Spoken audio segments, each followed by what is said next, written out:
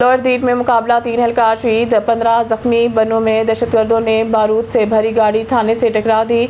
Lower दीड में दहशतगर्दों से मुकाबले के दौरान 3 पुलिस एहलकार शहीद और 15 जख्मी हो गए हैं। बनू में थाना मेरियान पर दहशतगर्दों ने बारूद से भरी गाड़ी टकरा दी है। 4 एहलकार जख्मी हो गए हैं। दहशतगर्दों और पुलिस में मुकाबला जारी, मजीद नफरी भेज दी गई।